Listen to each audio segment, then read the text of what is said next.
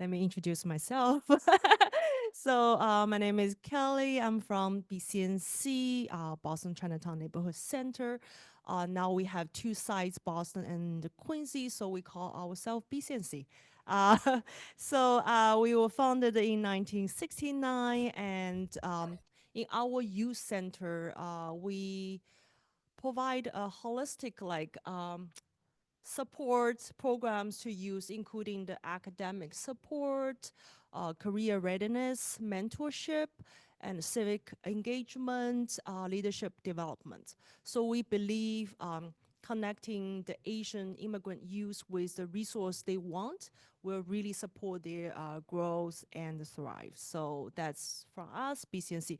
And I'm the youth program director. So very happy to be here today. I'll pass it to Nate. Amazing. Yeah, thank you, Kelly. How's it going, everyone? My name is Nate. I'm the program director for the Center for Teen Empowerment's Boston chapter.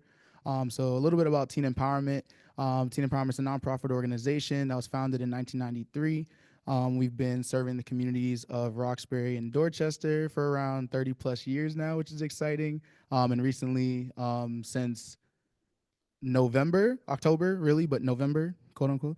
We've also been serving the neighborhood of Mattapan in Boston as well. So we've kind of ventured out a little bit, which is exciting. And so, yeah, Teen Empowerment, nonprofit organization. A lot of the work that we do is empowering young people and activating their voices in order to impact social change. So a lot of what that looks like is hiring and employing young people, right? And also like utilizing their voice in order to better serve the community by identifying different prioritized issues or impact areas, things that they see that are going on in their community, areas where young people's voices are being excluded. We have an asset-based approach. A lot of times when young people are being engaged with, when it comes to like changing the community or impacting social change, they're viewed as the problem, right? And so teen empowerment flips that on its head by viewing young people as the solution and as change agents, right? A lot of the work that we know needs to be done in our communities starts with identifying the impact areas. And because young people are usually at the forefront of those things, when you think about violence in the city, when you think about this mental health epidemic that we're experiencing, young people are often facing the brunt of those experiences without being part of the solution. So we're working with young people now to engage in our Street Codes initiative, which is taking these codes of the street that we all know and love, right, about safety, things like no snitching, things like, see something, don't say anything, you know what I mean? These things are in place for protection largely, but a lot of what we're doing right now is working with our young people in Mattapan, Dorchester, and Roxbury to ignite change within that street code, kind of like code of conduct, by implementing new ones. Not taking away what's there, but implementing new things. So the three that we're focusing on right now for this year are the concept of communicate, don't retaliate. So unless you absolutely have to, right, try your best to communicate through your issues if you have them with someone, unless it's in self-defense, because listen, it'd be like that sometimes. So communicate, don't retaliate. There's also this concept of healed people who have the power to heal people. I'm sure we've all heard this concept of like hurt people, but we also know that healed people have the power to heal people. And when it comes to our community, we have to first identify the things that are working well, right? The practices that we know have been not only like sufficient, but also have served us well as a community when it comes to our healing processes, and understanding where each other are coming from in order to then help each other heal. You know what I mean? So healed people have the power to heal people. And then last but not least, that there is power in ownership. Um, I am from Roxbury, so I believe this very well. But when it comes to community, every single one of us plays a role in making things the way that they are. If we see violence taking place in our community, even if we're not directly responsible, if we're not directly involved, it's our responsibility to change things moving forward, right? There's power in being able to recognize the ownership that we have in our community. And for young people, it means recognizing that and then utilizing it, taking advantage of the power that they have in order to push progress forward and make the communities the things that they want to see. It's going to be shaping the next generation and theirs as well. So those are the three that we're working on right now. And so all of our work is going to be centered around that for the foreseeable future. So I'm really excited to be here with you all and share more about how teen empowerment's engaging.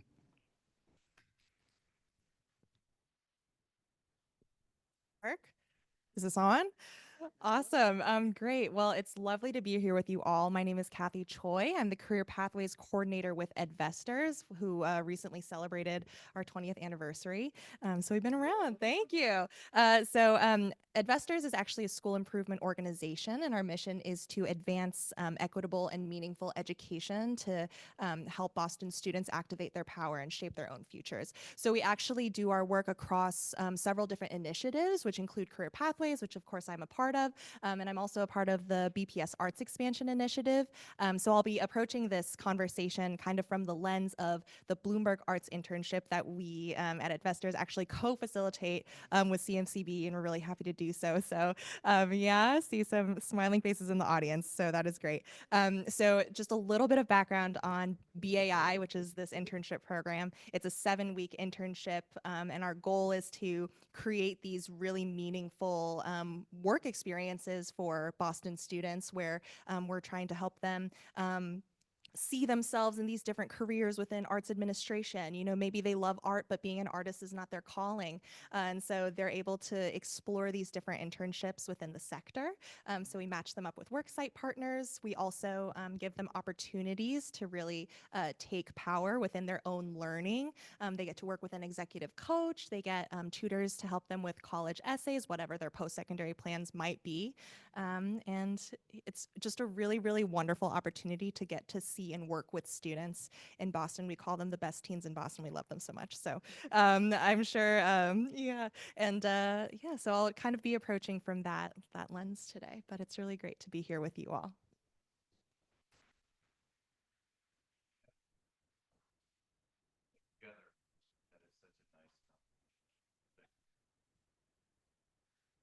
Hello, I'm Sonia Whitehope, and I'm the executive director of Sankofa Songs. And I'm just so pleased to be with such a distinguished panel. It's really such a joy. So we at Sankofa Songs provide professional development in Afrocentric arts education. And so what does that mean? Arts educators, like any other group of teachers, have to go to professional development. We continue growing and learning, but often it's really hard for us to find content specific, truly relevant arts education. And what's more, professional development. And what's more, our classrooms they look one way, and the way our training prepares us looks a little different. The training has kind of lagged in terms of what the classroom has become in 2025. Let me say it that way. Not just a matter of looking, but what it's truly become. And so we at Sankofa Songs, Sankofa, first of all, is a word from the Akan people of West Africa. And the Akan people have what we call Adinkra symbols. They're proverbs that are packed into an image. And the Sankofa bird is walking forward, but it's looking backwards. And it carries an egg in its beak. And the term Sankofa translates loosely to go back and fetch it, or it is not wrong to take that which is yours. So the bird is moving forward, but it's going back to get that which is its. And that egg in its beak is of course a fertility symbol of whatever is this magic, this wonderful new creation that will come from knowing its own self as it moves into the future. So at Sankofa Songs, we work in all of the arts. My background is in music, so I will speak much in terms of music. I always have my tuning fork with me.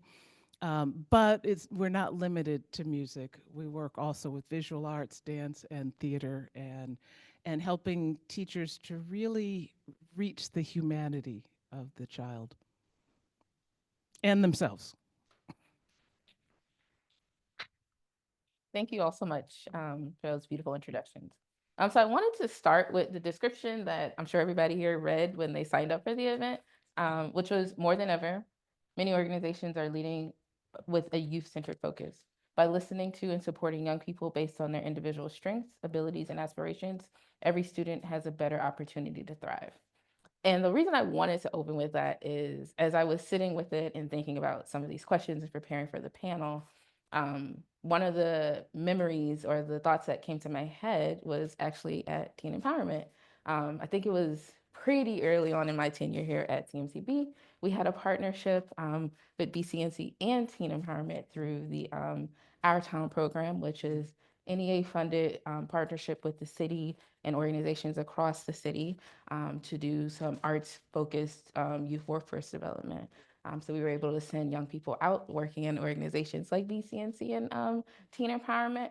And then also they would come here to do some cohort work around like professional development, and if I'm correct, like some career pathways works and things like that, and also just community building.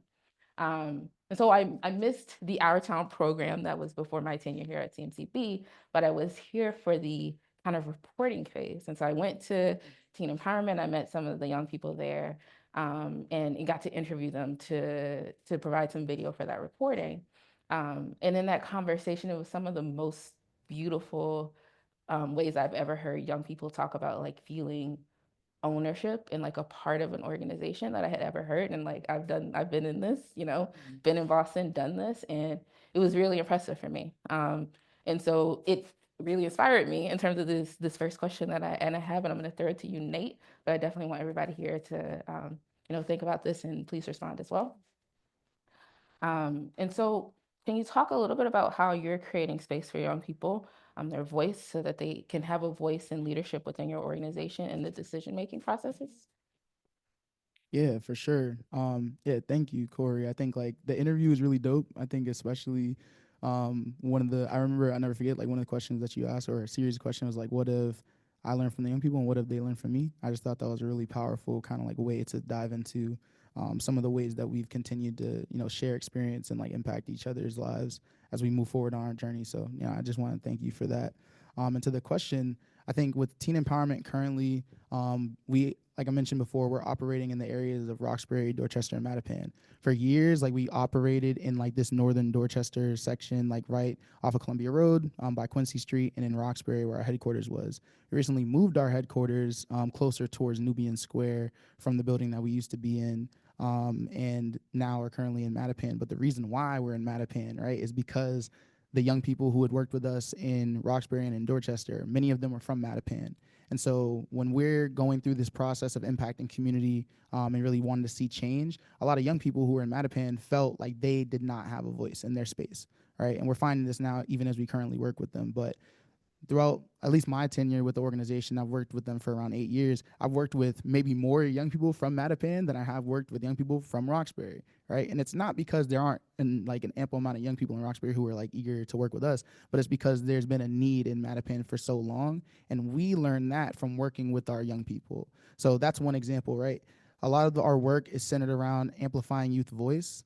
From our interview process on, there's always seats at the table for young people. So I'll give 2 specific examples of ways that we're doing this just to make sure that young people's voices are impacting change, not just within our organization, but on our community. The first one is our interview process. So we interview young people for 2 different periods in the year, during June and then during September as well, for around a month each time. We have, well, even more than that if you think about like outreach and other things. But for our interview process itself, it's almost 3 straight weeks of focus groups. We're bringing young people in who are interested in working with us, who are interested in, applying for this job, interested in working as a youth organizer or a youth artist. And we take them through like this model, essentially a demonstration of what a day-to-day would look like if they were working with us.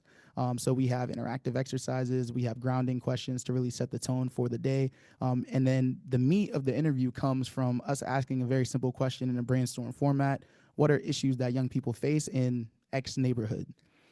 Every single young person that comes through the interviews, they answer this question and they have an opportunity to share very bluntly, like what's on their mind. With our brainstorm process, we want people not to censor themselves. We want to just hear everything that they have to say, even if it's something that they feel is inappropriate. We want them to share it because it's important. And oftentimes what I get feedback-wise after those interviews is that those same young people who answered the question, they emphasize that they never had an opportunity outside of their home lives to think about it, or they were never prompted to tell anyone that these are the things that they're experiencing in their communities. So to me, what that shows is that there's a severe lack of understanding when it comes to young people, and that their voices are not being included in the solutions or even in the conversations about identifying the issues. And so we do that for around 3 weeks, and it's a job, right? We might see 150 young people in an interview process, but we might only hire 15 of them, right? So 1/10 of those folks. But as we continue moving forward with our work, the voices of those same young people who are in the interviews shines through in the work that we do, because when we prioritize some of those issues, that same focus group opportunity, every single one of those issues that they identified usually are the ones that make it into our final priorities for the year. So even if they don't get the job, their voices are still being heard in the way that we move forward with impacting change. So that's one example. Another example I'll give, and this one stands out to me just because I talked about it recently. We had our a ceasefire initiative. We saw that there was a lot of violent crime that was happening that was related to young people in 2022 and 2023, specifically in the Four Corners and Geneva area of Dorchester, where a lot of our young people are from, for our North Dorchester site. So what they decided to do was host a die-in as a part of this larger initiative. So a die-in is a form of protest where folks they enact basically they act dead, right, in a specific area that makes a statement. So what they chose to do is do this at the intersection of Washington Street and Columbia Road in Dorchester, one of the busiest intersections, because they wanted to show that when you're losing young people to violence in our community, it shouldn't be business as normal.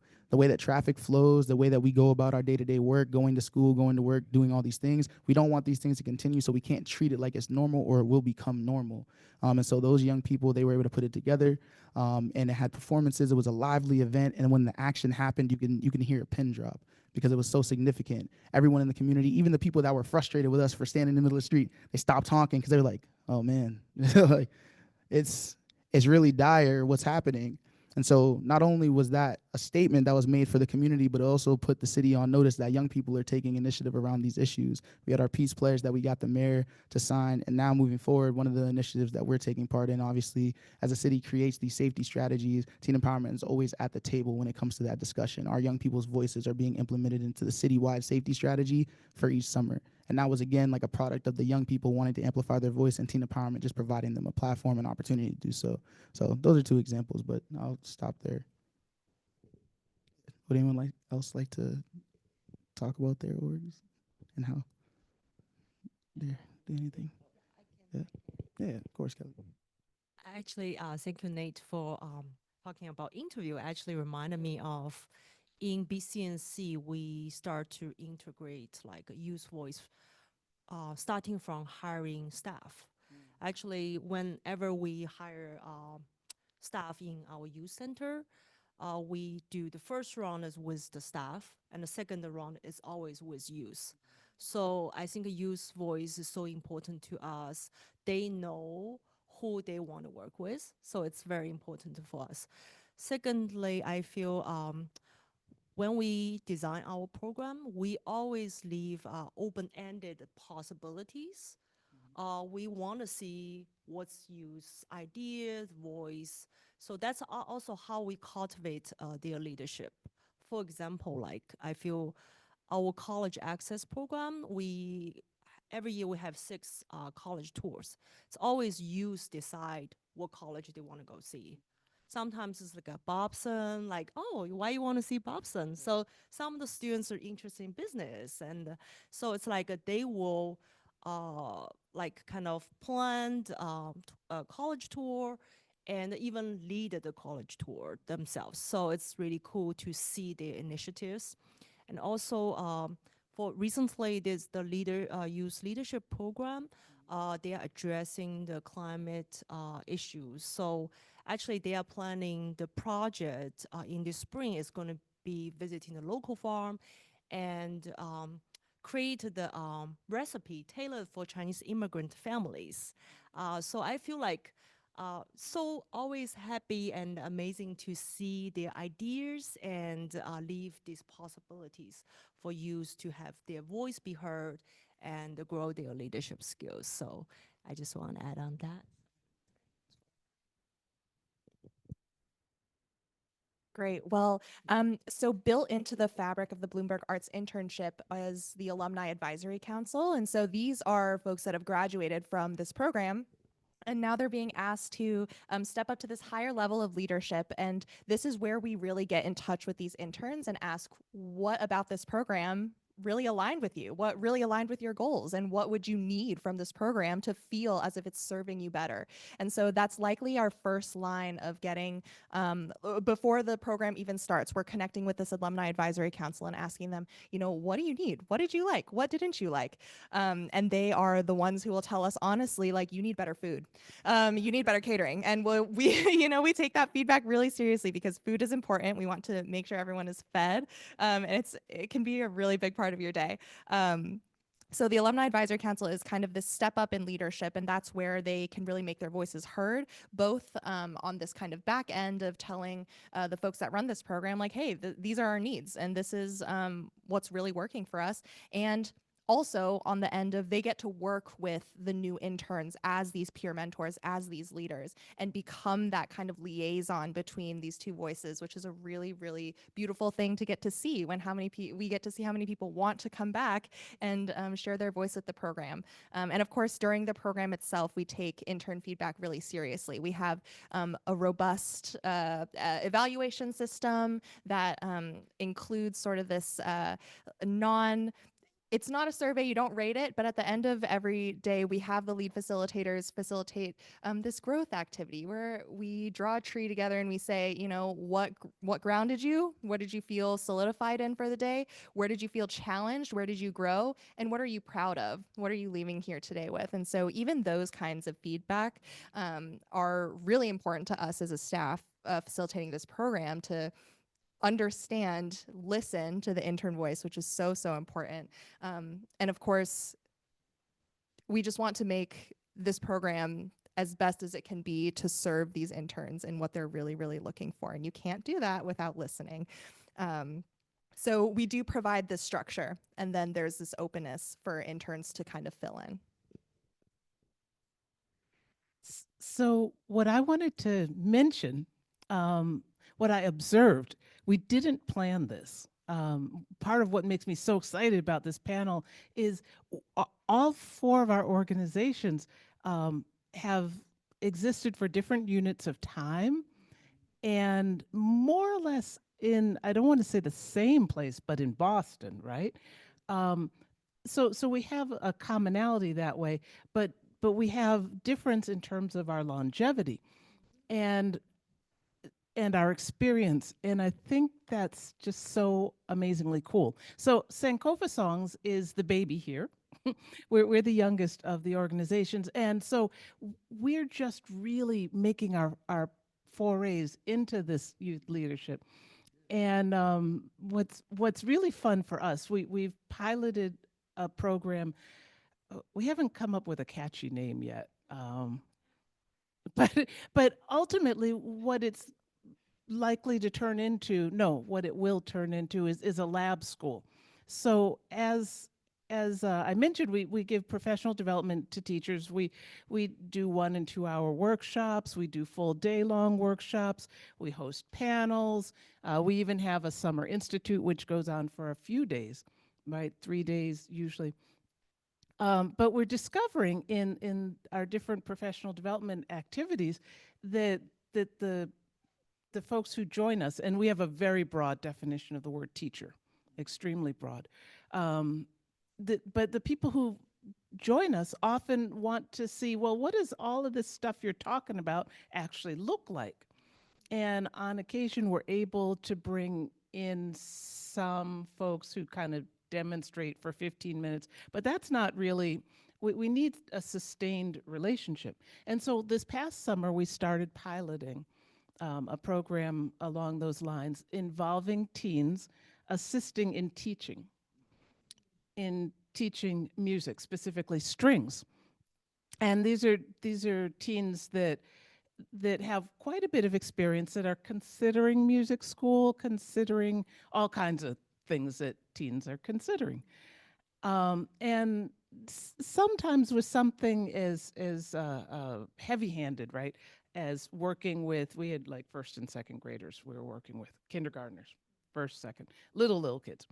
And so while the teens at least were not intimidated by the fact that they're very small people that they're working with, they often felt that they didn't know much.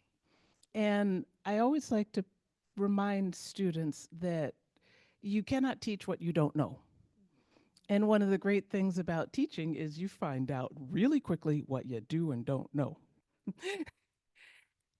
And I always know, I always love the character Dorothy in The Wizard of Oz. She's one of my favorite characters in Western literature because she had those shoes on right from the beginning of the story, almost from the very beginning, right? Once she gets dropped off, she had those shoes on right from, it could have been a very short book. The movie could have been what, 20 minutes? Could have been really short, but Dorothy wasn't crystal clear on that. It took her quite a while to figure out not only did she have the shoes on, but she could use them and how to use them, and that she had, of course, that explained all her growth and da da da da da. But what I like, the reason I mentioned Dorothy is when I'm working with the students, helping them to help the little kids, I know that they've got the tools that they need, but they don't know that. And so it's this really wonderful moment to watch. It's a little different than some of the teens that my colleagues have worked with on the panel, because those kids can say, we want this. And they've had a lot of experience saying, we want this. They haven't always had a lot of experience of having some adults say, you can do this. Here you go. I'll demonstrate once. Now go. And then they find out what they're made of. And they usually teach me something too. They usually have an analogy, or they create some kind of a pedagogical tool that go, oh, that's cool. I never thought of that. And I've been doing this for 35 years. So Thank you so much for that. One of the things that you said, Kathy, around the alumni panel, like council, and just thinking about like kind of the pathway of that, because not only, yes, you can be an intern in the BAI program and then come back and be an alumni council, but then another thing that we had this year was somebody who was an intern and then on the alumni council and then progressed into being, at the time we were calling a program assistant, this year lead facilitator, but like actually in charge of, you know, creating the curriculum and executing what it looks like.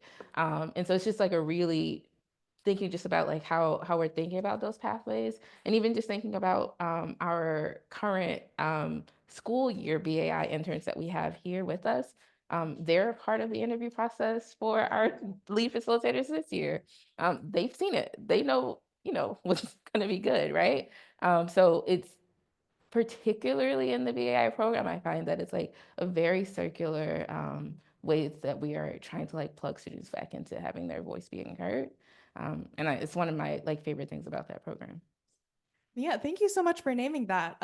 It kind of reminds me of how listening to interns or listening to young people doesn't just mean one time we're going to listen to what you have to say this one night. We're going to listen to you continuously. And this is something that we really try to emphasize with the BAI program at Investors, is we try to keep these relationships going for 3, 4, 5 years. We've been talking to interns from 2019 about, you know, their thoughts on how they've progressed and grown since this program. It really is an extended, you know, we want to hear how you're doing for a really long time. We care about you for a really long time. And so seeing those growth opportunities at CMCV, at other work sites, is really special. So I'm really glad you brought that up. Of course. Another thing, I know, Nate, you talked a little bit about civic engagement, and it's something that we talked about in our conversation before this panel as well. And I know you mentioned some of the work that you're doing at BCNC, and so I would love to hear just the ways that you're incorporating civic engagement, either through like artistic means or just civic engagement in general when you're thinking about youth-centered programming. Yeah, so one thing that has always been really dope about teen empowerment is that we've never been afraid to engage with partners.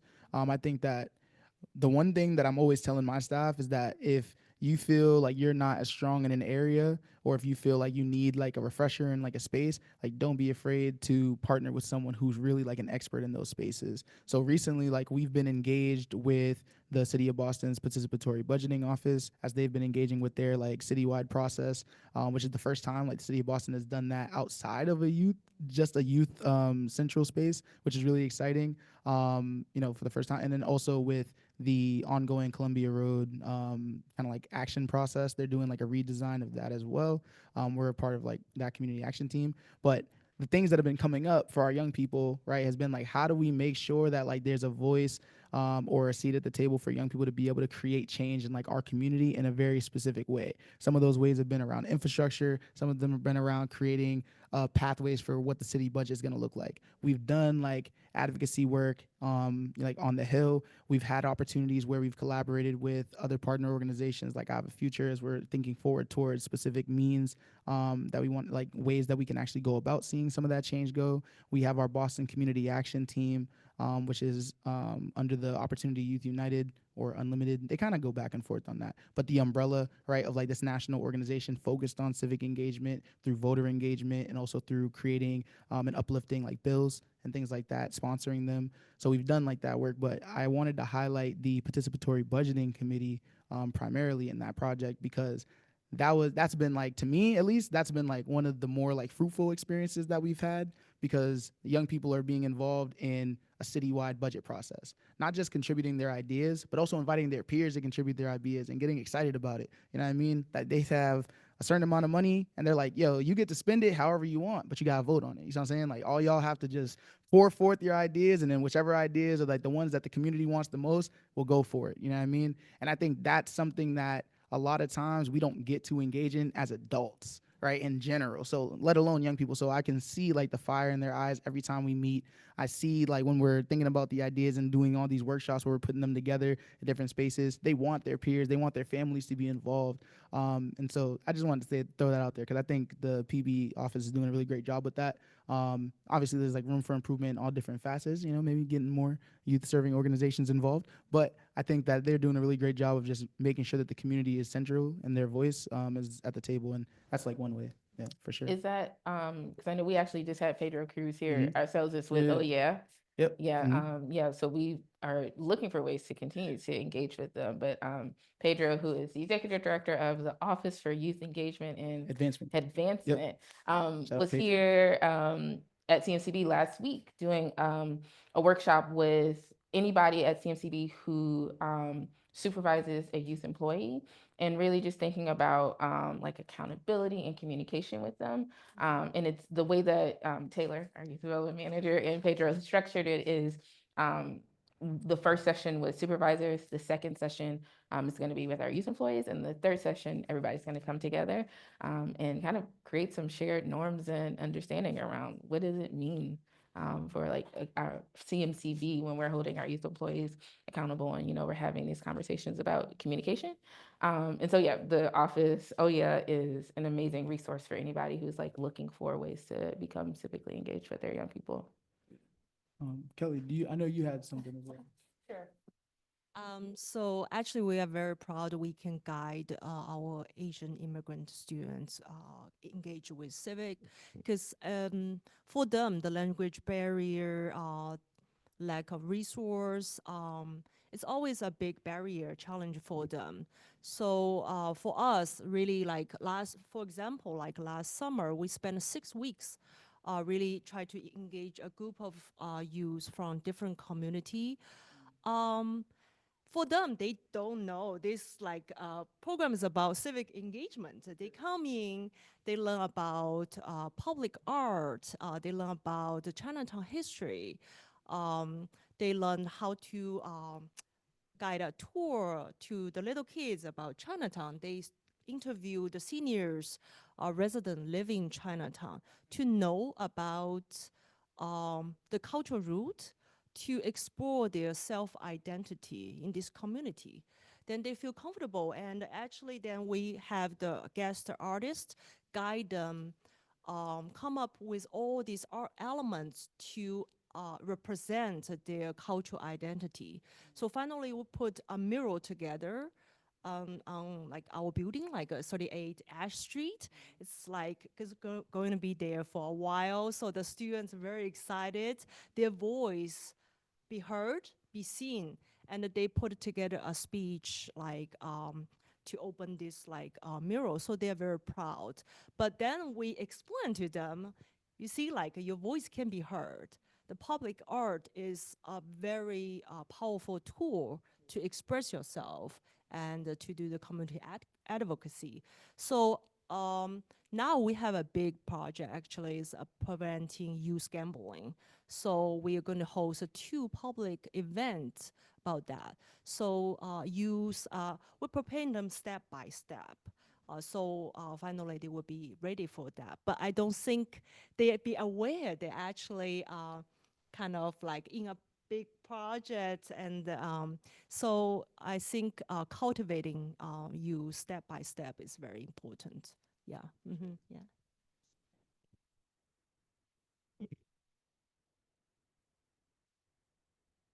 Hello? Okay, there we go.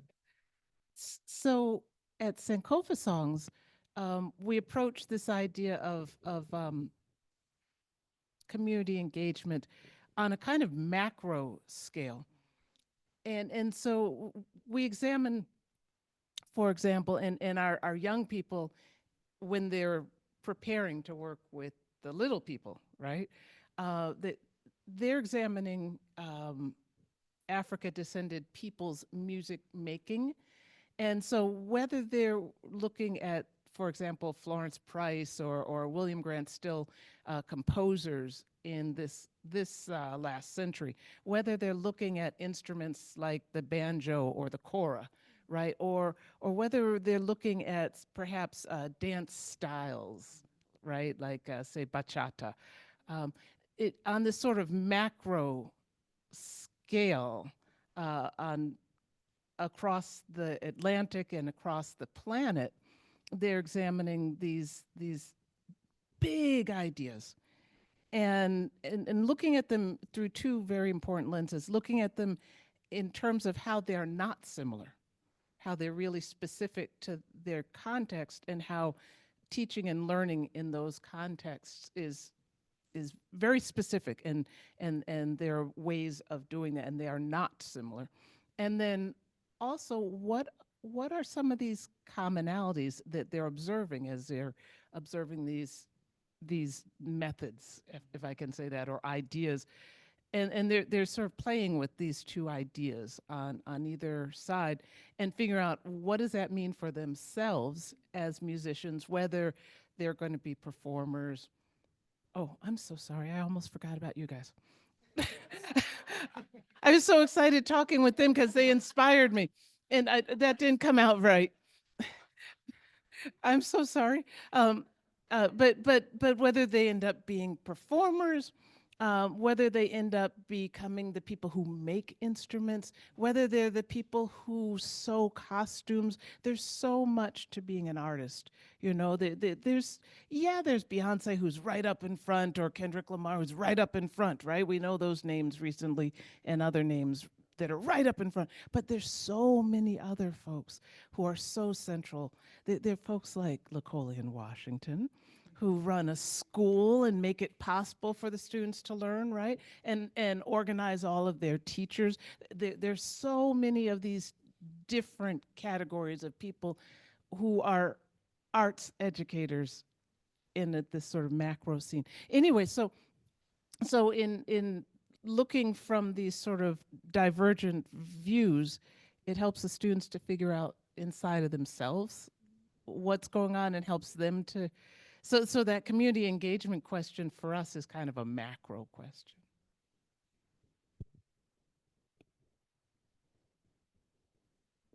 I kind of want to jump in a little bit thinking about it. I think like, yeah, I really appreciate that, Sonia, like that macro scale, like just making me think a little bit more about some of the work that's done behind the scenes, even as artists. I think like I think it's very unique about young people that they can really like gain understanding by seeing, by doing, by touching, like much like all of us, right? But they pick things up really quickly, like without knowing that they're picking them up. I've always found that fascinating. So there's like this concept of like a citizen artist, someone that uses their artistry in order to impact change in their community, or like really like centralizing their, mission as the forefront, and that always involves community impact, social change, things like that.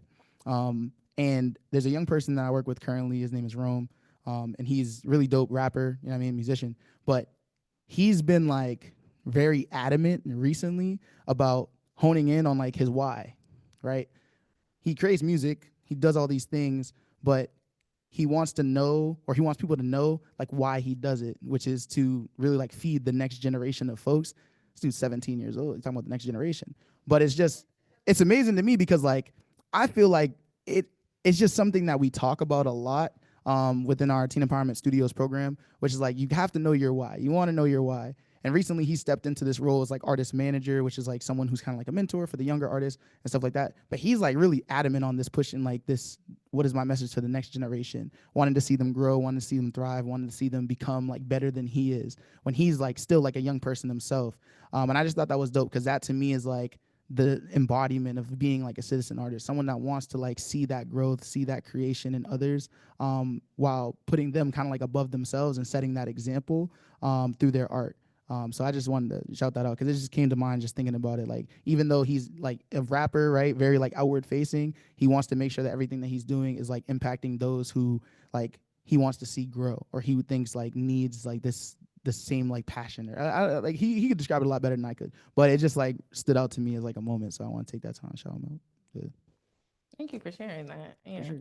And it's something here at CMCB that we're thinking a lot about too, not just within our youth employment program, but like across all of our programming.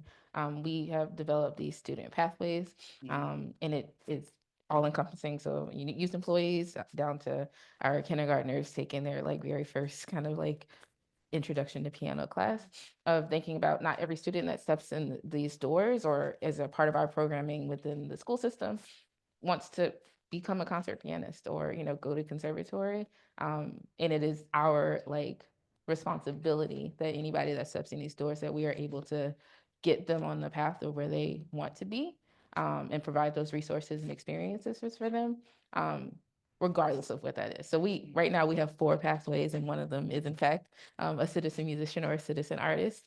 And we think about that in a lot of different ways. We have one of our VAI year-round interns, for the first time ever, is doing music therapy. So like we have a music therapy program. We have music therapy interns who are music therapy, who have graduated from college and have to do a certain amount of hours of kind of supervised work before they can be board certified. And we've now added this extra level of a high school student who's like, I want to do music therapy. I'm really interested in it.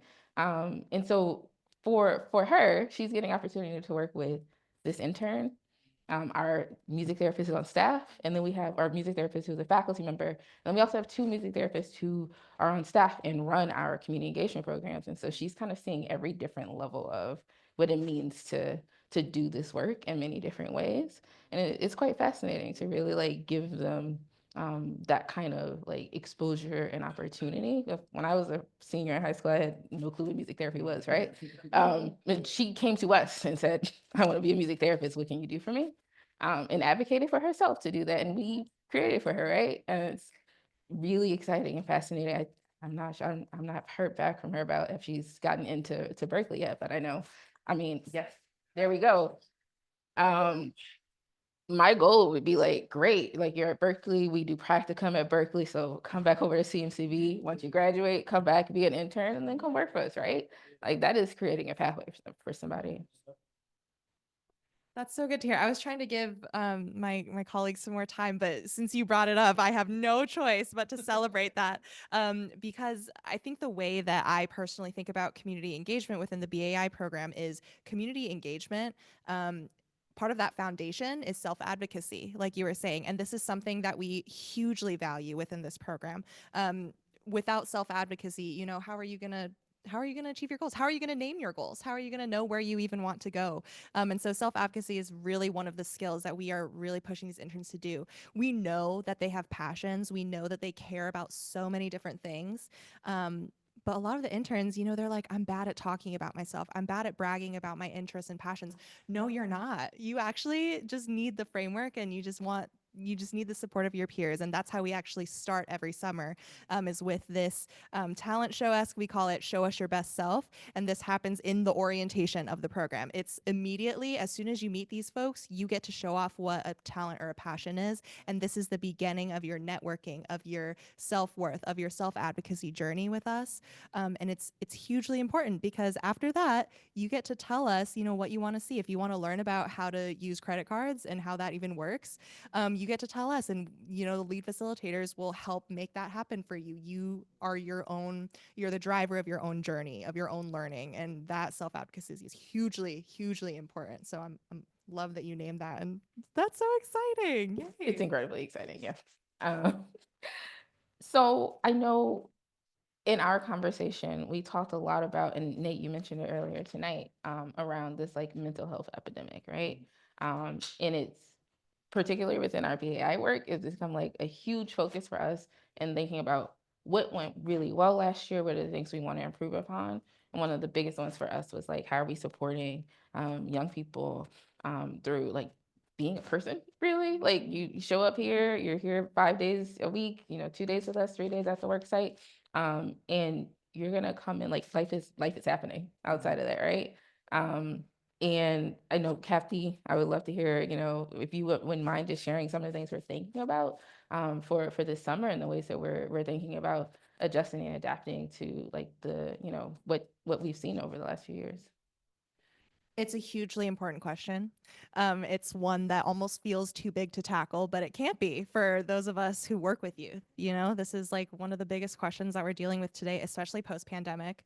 For concrete examples, in the past, we've done partnerships with Health Resources in Action to facilitate workshops for both staff and interns. So on the staff side, there's been trauma-informed care workshops. You know, how are we approaching you know, young youth with trauma? And for the students, it's kind of a place where they get to explore how this trauma and stress is stored in the body. They get to do this art making activity where they get to draw an intern and say, like, this intern is stressed. What does that look and feel like?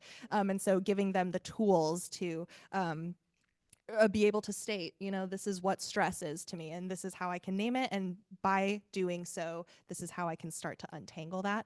So we've done these partnership works in the past. Last year, we partnered with Boston Public Schools social workers to kind of be in communication about where the interns are at, because it's a challenge every year. Interns are complex, teens are complex, and completely valid given the world that we're living in, and a lot of the situations that they might face on the day-to-day. But it really takes a lot of consistent communication through these partnerships in order to support these interns. Of course, it takes listening, and it takes flexibility, definitely, because when an intern shows up late to programming, when we really need them to be there at a certain time, we never approach with, why weren't you here? It was always a, are you doing okay? And that is the basis of how we start these conversations. Otherwise, they know you're not listening to listen. They know that you're listening to say something to them. And so it really just matters on how you're approaching.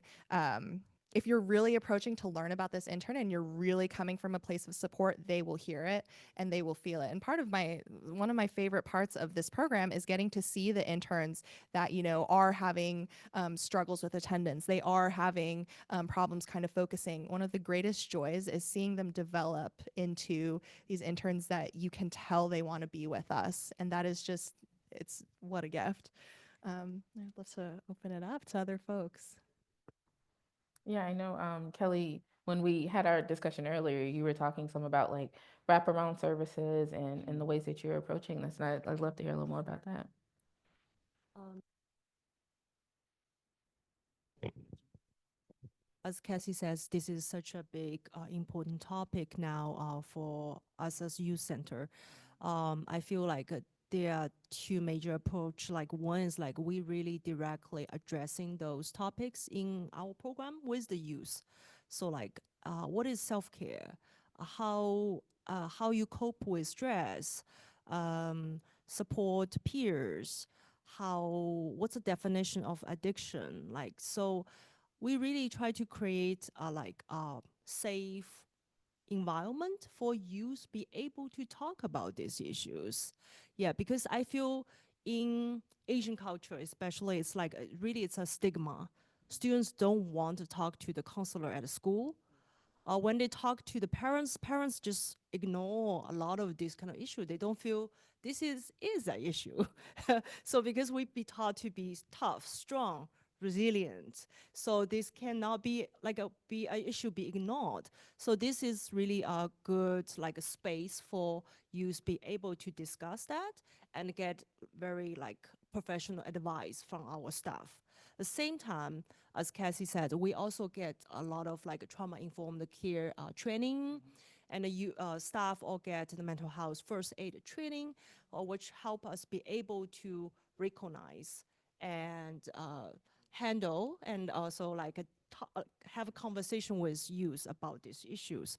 Also, we are very lucky to have the family service department, all the staff similar like Corey mentioned, a lot of our staff in family service department, they all have the music therapy, art expressive like therapy background. So they are able to give us advice or take over these cases directly. So when we recognize the student with certain issue, we'll refer to the family service staff. They can um, help this support this youth on a one-on-one basis. So the students are really, I feel like the multiple approach really help us to support the youth and help them to really be aware of and be comfortable talking about these issues. Yeah, so it's very important topic in our organization.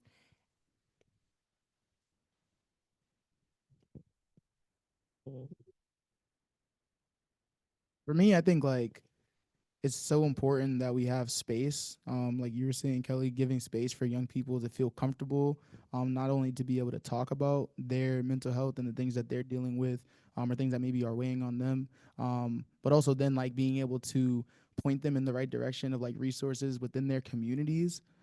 So I know like with teen empowerment last year, we had a couple of different resource opportunities where we engaged with folks in Dorchester and Roxbury, service providers, mental health practitioners, to make sure that there was like a physical like space where young people could go to learn more about them. Because to me, I think the real value in it is that similar to mental health first aid, it's like you have to know like the process and procedure going through like the questioning, how to engage with folks first. But then like the real meat of it is like being able to point them in the right direction. And a lot of times what we found is that so many young people just don't know what to do. Like when they're going through something or when their friends maybe are like struggling with substance misuse or unhealthy coping mechanism, like they just don't know what to do. They're just like, stop. I don't know. You know what I mean? But it's like it's hard. It's a lot harder than that. So being able to know that there are resources in your community has been like something that's been important for our staff, but then being able to make sure that the young people can then serve as resource brokers for their peers and for themselves even, right, and their family members when they are struggling with something that's impacting and weighing on their mental health. So that's kind of like another thing that I wanted to mention as well, which I think is like really important.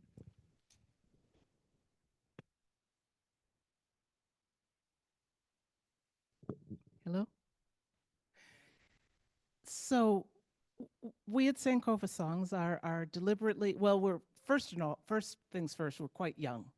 We're only a couple of years old, and we're deliberately small. So we don't see some of the type concerns that you see because your organizations are deliberately looking to work with a large swath. You're definitely going to encounter something's going to bubble up. Where we're very deliberately small and truly community in the sense of family, sometimes what the students need is just space. They just need to know there's a grown up there and just some space to just be quiet. And I don't know how to explain it, but music, art, and working with young people has this magical way of cleaning whatever is going on inside. And so sometimes in our situation, at least what I've observed, because I've had such smaller numbers, is sometimes just having a grown up around like me who's not going to let them slide, who's going to hold their feet to the fire, but always with love, and just give them some space. Sometimes that's all they need. And somehow it just magically, I sense something when they walk in the room, and I don't need to get in their business. And when it's time for them to leave the room, it's not there. So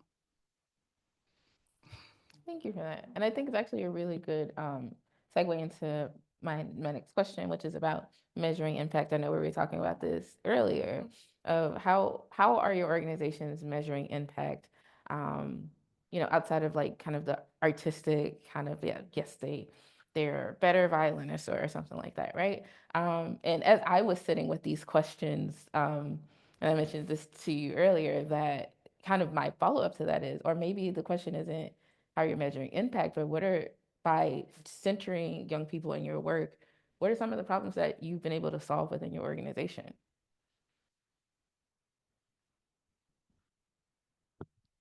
so I am not a little girl. And when I finished my master's degree, a month after that, my college got its first computer lab. So that gives you a ballpark where I'm coming from. So nobody had even thought of social media at that point in time, right? Um, Personal computers had not yet been invented. Laptop, if you said laptop, someone would have said, I guess that's a book you hold on the top of your lap, right? So what are some of the problems and things they're solving? I need some help. And they're great at that. And I have acquired a certain tolerance, for organized chaos, which I think is necessary for anyone who works with teens. To have a remarkably high tolerance for organized chaos and an absolute confidence that it is going to work out, and a certain kind of magical something you can't touch, but that lets you know when we're about to go over the edge and to help them get back on track. And I'm positive all three of you can attest to, all four of you can attest to that something you can't quite touch it, but a way of giving them some space, and then they create magic. They create wonderful things, and they do things that I didn't even know were questions, much less that they have the answer to. So that's my take on that question.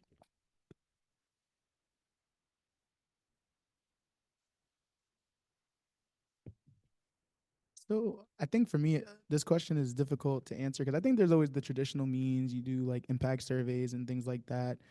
Even just like measuring impact as far as like on a community level by seeing how many spaces like are now activating when it comes to youth voice and like how teen empowerment contributes to that.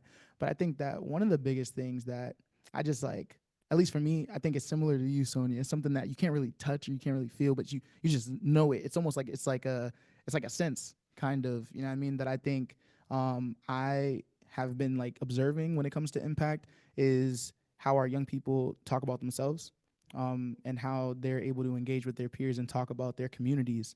I grew up in Roxbury, and I think I always had like a really strong fascination with the arts, and like not just like an enjoyment, but an appreciation and respect for the arts, and the artists that were doing the work. And I think that to me, I would talk about artists in like the highest regard, but I would never call myself an artist. I would never think of myself as someone in those spaces. It didn't matter how many poems I wrote or how many stages I touched. It didn't matter. I was like, no, I'm not like them. They're the artists, and I'm just here.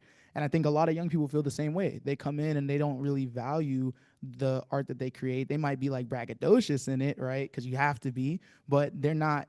You know, when they're in those spaces, they'll always kind of look to others before they look to themselves as knowing the answer as artists.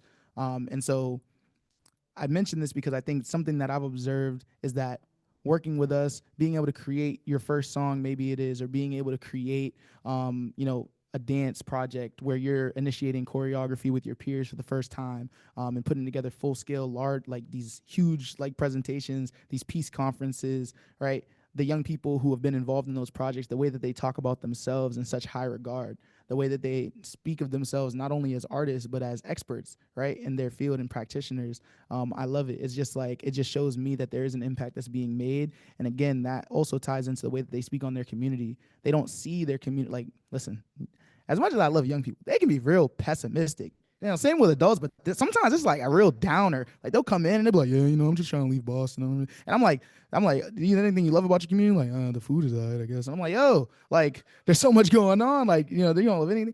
And the way that they might go an entire session like feeling like that and speaking on those things, but by the end of it, they're like, man, like I remember when we did that thing like over down Dudley. I love it. You feel me? Like that's like my community. Like I love that. Like, when they think of like the landmarks, they talk about specific people and experiences that they've had there that not only are like positive, but that they want to recreate. You know what I mean? Like I take like Hibernian Hall as an example. Like for a really long time, like, they would just say it was like the building next to the firehouse or whatever. But I was like, nah, yeah, Hibernian. Like that's where, 617 Peak did their open mic, or that's where, we had like our open mic in our open house event where we were talking about all and it's just so dope. Like they really like learn to love their community, or at least like fall back in love with their community. You know what I mean? So I think that's another way that folks, at least for me, like I measure impact is how well the young people talk about themselves and they talk about their communities that they come from. Mhm. Nate, if I can add, they start to love their community, and they also start to really love themselves and their work in their community and their work with their peers. Thank you for naming that, because I've seen it, I couldn't name it. Thanks.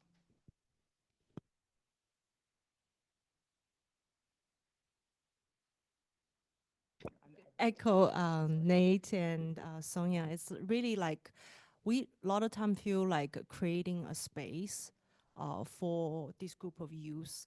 They feel safe and supported is so important. Sometimes we notice that just by the youth will come by after school looking for snacks. They know where the snacks are. And sometimes who's like, oh, there's no program today. Why are you here? I want to chat with, so actually my coworker Rachel is here. I want to chat with Rachel. So it just, the connection already be built. And you feel the youth trust you. And one time I remember the youth kind of like stayed after program and say, oh, I want like talk with you guys about like my trip going back to China. I actually haven't been back for many years. I'm actually very nervous.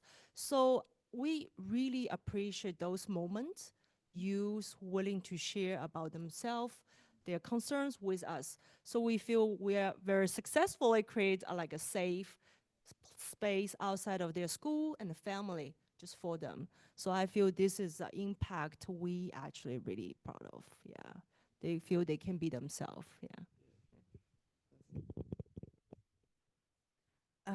This is really great to hear. And what it brings to mind for me, and hopefully it can touch on all of the different facets of your question, because this is about impact, but it's also about not a problem necessarily, but a challenge that we faced a couple years back, which is when the interns would come to us in that safe space and say, I don't like my work site. Like I don't feel good in my internship. And we're like, okay, maybe this is the pessimism. You've been there a couple days, maybe give it a chance. I know it's hard. For a lot of interns, this is their first like real office job. And so they're like, I don't like this. Like I feel weird. Like I feel this and that, but like I'm having trouble communicating with my supervisor. And we're like, okay, have you tried talking to your supervisor about it? And they're like, no. Because it's uncomfortable. It's really uncomfortable. And maybe you don't even have the tools to be able to exist in this power dynamic at your workplace that, pays you money and to say like, I'm actually having problems, please help me. So this is something that we've noticed, and we said, what can we do to give both the work sites and the interns the power and the tools to be able to open these lines of communication and have that comfort level. And so what we landed on was building this professionalism document where we state, hey, professionalism has changed. It's changed even from when I had my first job. As in my very first internship, we were 5 days completely in person. You had to dress a certain way, you had to act a certain way, you had to look a certain way. Your hair had to be a certain way. And things have changed dramatically. Even before COVID, it was changing, but COVID changed everything. And so recognizing all these things, we laid out in this document, hey, these things have changed. Being excellent at your job does not mean you have to look a certain way and act a certain way anymore. And actually approaching this with trauma-informed care, sometimes being on time is a challenge for reasons that we don't even think about. You know, it could be you don't have food, you know, you don't have transportation, you don't have access to any of these numerous things that could affect your commute. And so we laid all these things out and we said, this is how you communicate about these things. And we distributed this to our work sites. And we said, this is how you open up this conversation with an intern when maybe you don't know where they're coming from. We said, here's a tool, here's a pyramid tool that you can use to talk about the issues that might affect you showing up to work as your best self. Because what we learned is that interns want to succeed. Youth want to succeed. No one wants to fail. And so in building this document, trying to address this challenge and sharing this with our work sites, activating it in professional development workshops with them, we found that interns do feel like they have the power to speak up for themselves, to self-advocate. And this is how we've seen our impact, I think, is fewer and fewer interns are saying, oh, I don't know how to communicate. Because we've also activated the work sites to come back and say, how can I communicate best with you? And that's been, I think, a really gratifying experience. Absolutely. And as not only a partner through the actual facilitation, but also a work site, what I love about that document is like, it's not just like, here's some resources, like this is the actual expectation. Like if you're in this program and you're a work site, this is how we expect for you to work with young people and how we expect for you to like address any issues that might come up. Yeah. So I think we might be nearing the end. Yeah, absolutely. Now it's your turn. This gentleman in the back with the glasses. I am the gentleman in the back with the glasses. I'll ask the same question two different ways, and you pick which one you want to respond to. So the first way to ask the question is something Nate said was about how young people can be resource brokers. So first version of the question is, who are your resource brokers for you all? The second version of the question, also something Nate said, I know Nate the best of the four of you, so, was about how healed people heal people. How do you all heal yourselves?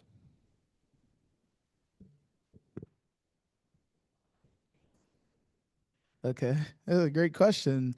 I kind of want to go with the second one because I had a conversation with one member of my program staff team earlier today, just about like what it means to really like be in community. To me, I really find that in order for me to feel like my fullest self, I have to be engaged with my community, engaged with my friends, engaged with my family, engaged with other creatives and other artists in different artistic spaces, just engage with folks who I know have my best interest in mind. And I think that that's something that's actually really difficult. I think like for young people and like for myself as someone who's like just like a growing professional, it's really difficult to like find those spaces. But once you find them, like it's like my mom was telling me, you got to hold tight to them. Like, don't let them go. You know what I mean? Like, that's it. If you find your people, you find your space, like, hold on to it. You know what I mean? Because you don't want to, like, take it for granted while you have it. So for me, like, that's one way that I find myself, like, healing. Whenever I am feeling like I'm going through something that's really difficult,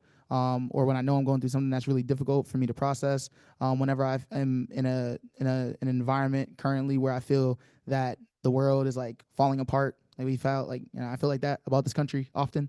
But being able to be around people who maybe have felt the same, but are also like processing it in ways that maybe I am not, sharing best practices, being able to engage with each other and just break bread with each other as well and having fun in different capacities has always been like my version of like healing. You know what I mean? I think there's a lot of more like clinical practices as well that I engage with.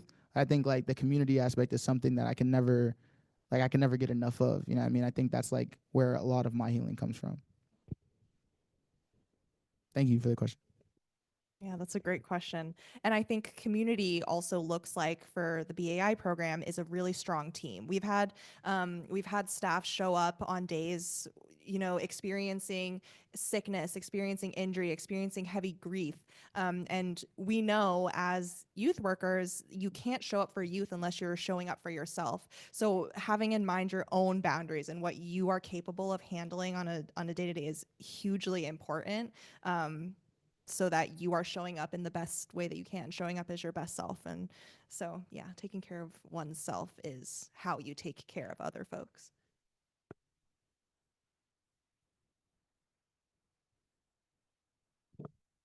Thanks for such a fabulous question. So with regard to brokers, first of all, Sankofa Songs has an amazing board. Okay, they're people who are close to me personally, but they're not on the board just because I like them. They're on the board because they bring so much. And I think I probably speak for everyone, but I'll with confidence speak for myself. Um, whenever I assemble a group, um, I know for a fact that everyone who walks in the door brings with them everyone who walked into their door.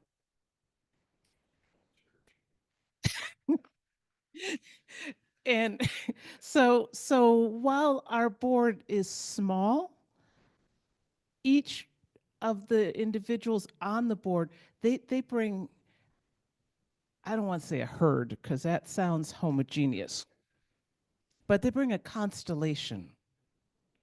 They bring a bunch of different stars that link together and create something really profound. And each one of them has their own at least one constellation. No, each one has at least 5 constellations.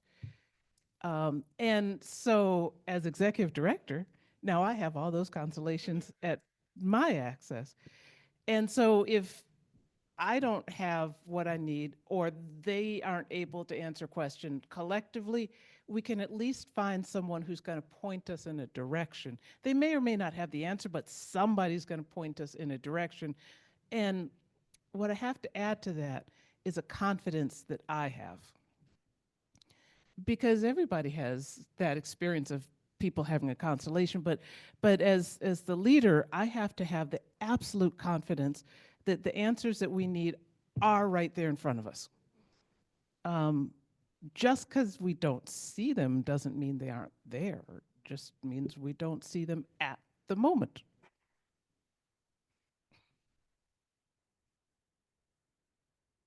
I feel like this is a really good question. Like, so I was reflecting, what do we do to heal ourselves? I feel like it's very lucky we have a medium-sized team. We do feel we can always support each other. So when there's challenge, pressure, you don't feel you are by yourself. That's very important.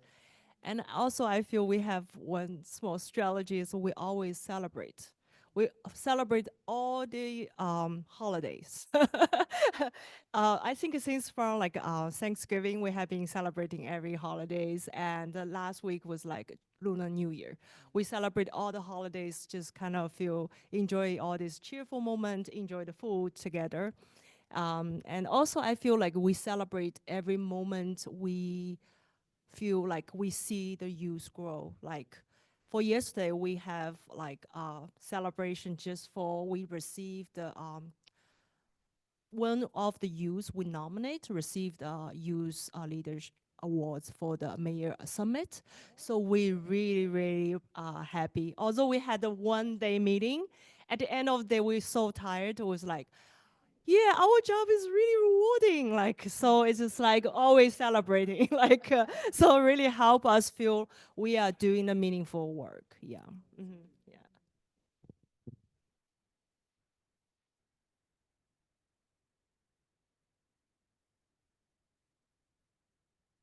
Hello, of course, I have a question.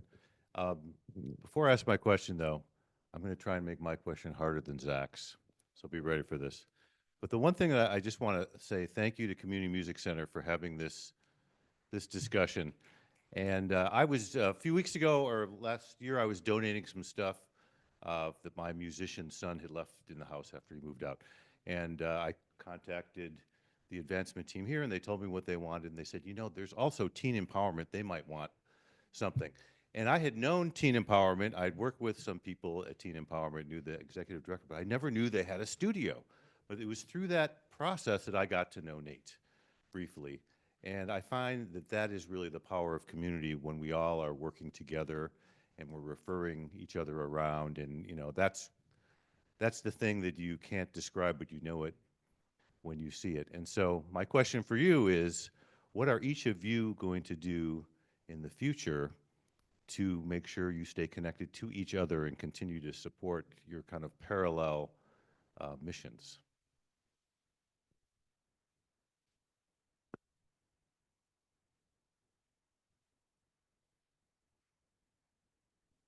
Well, I brought my business cards, so I'll I'll pass them out. But truly, I think youth work happens necessarily in partnership with each other because the community is a web, and it naturally has to be that way. And I think it's hard to get lost in all of our siloed work when we're focusing too much on what our job descriptions and what our titles are in order to reach across and reach beyond. I think that's when you really get stuck in this work. And so I think just being open to that kind of conversation of saying, like, what can I do for you? Actually, what can I help you with? And approaching this not just from a, what can, the Career Pathways Coordinator at Investors do for you? It's what can I as a person do for you? Because like you said, we're all constellations, we're all bringing constellations. We all have knowledge that we don't even know how to activate ourselves. And it takes sometimes someone reaching out to you and saying, this is what I need. Do you have any ideas? And having that thought partnership, that feels really important to me. But I'm hoping that we all stay in touch. So yeah. I just wanted to add, because this question made me think a lot about the Investors CMCB partnership.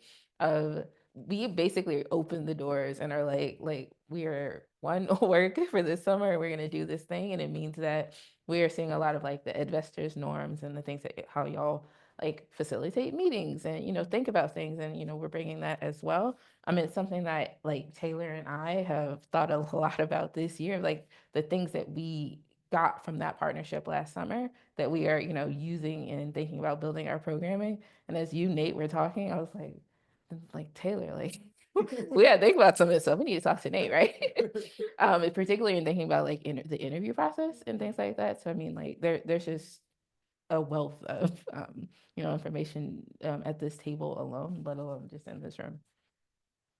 Thank you so much for saying that. Huge shout out to CMCB who entered this partnership with Grace. And it's so wonderful to be able to celebrate partnerships through your question. So thank you also to that. Yeah.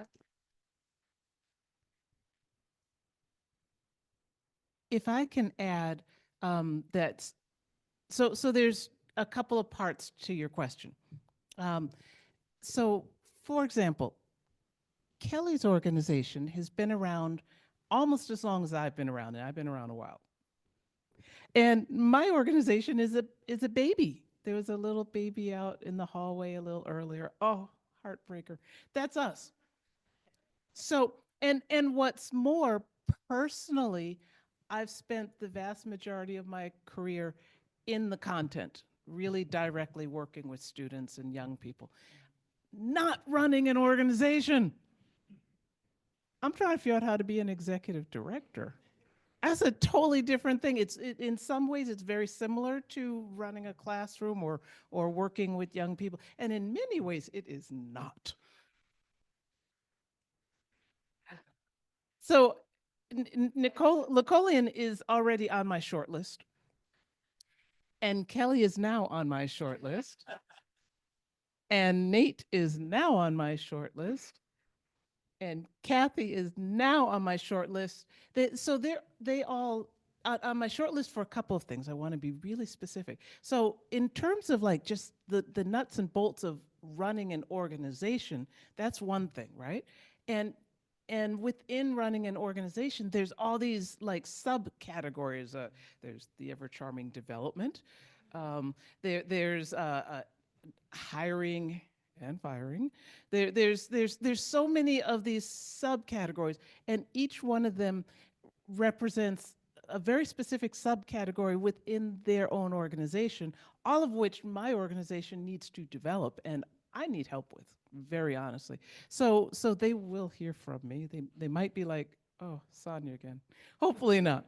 But then on a second level, there's me. I created a lesson plan tool quite a few years ago, and it has a pre, during, and a post. And in that post, there's a part at the very end about that says, "What about me?" Because in arts education and education writ large, usually in terms of how to like teach students, we have, you know, what tools do you need, what materials do you need, what is, you know, previous learning, all that. But there's rarely anything about what about me. And as a Black woman, I identify as Black and woman, and many other ways also. But when I'm in a classroom and I'm teaching, often all of what I bring to the table, just my appearance, is not necessarily congruent with what the students are expecting from a music teacher, and especially a string and orchestra teacher. And sometimes there's some real questions of respect, and sometimes there's some surprise and adoration even. There's a whole range of the students' experiences, but though their experiences impact me, I always manage to remain professional because that's just what I do. I know how to do that. I'm good at that. But when I get home, I got to work stuff out, you know, because I got to show up the next day. And sometimes that is hard. And that's what that "what about me" section is about. So I say all of that to say, they're also going to help me with "what about me" from a professional place. I just thought I'd mention that to you. All right, I think like, yeah, for me, I'm always open to like serving as like a resource in whatever capacity for folks within my community. I consider you all part of like my community. You know, especially now, like, we're like, listen, we're at the table, we got this here, like the old tablecloth, we're here. So for me, it's like, it's dope. So I'm always open. And I think similar to you, Sonia, is Sonia or Sonia? Yeah. I got you. I think like similar to you, I want to you know, also continue to like grow as a professional and grow as someone who's engaging in these spaces. So calling on you all as well, just to, you know, provide as like guidance, you know what I mean, in a sense, and also partnership, valuable partnership as I continue to grow along my journey. I think like it's very easy. It's kind of similar to what you were saying, Kathy. It's very easy to like kind of get lost in like the work, but as an individual, right? I think it's also important to prioritize like how I'm growing, you know what I mean, in and outside of the work. So I definitely want to call on you all in different capacities to help me continue to grow and also provide feedback. Like to me, like you can't grow without feedback, and it's one of the pillars of just my existence as a human being is like being able to give and receive feedback and treating it like it's the most important thing in the world. So if there's ever a time where, you know, you're seeing like me engaging in like different spaces and you're like, hey, I think you can engage like in this way. I love it. See what I'm doing. I love to see what you're doing. I think like this is an opportunity for you. This is something that maybe you can grow in. Like, please, like, you know, I'm calling on you for that feedback. And yeah, also like giving feedback if you're open to it as well. So that's kind of how I want to engage for sure. Mm-hmm.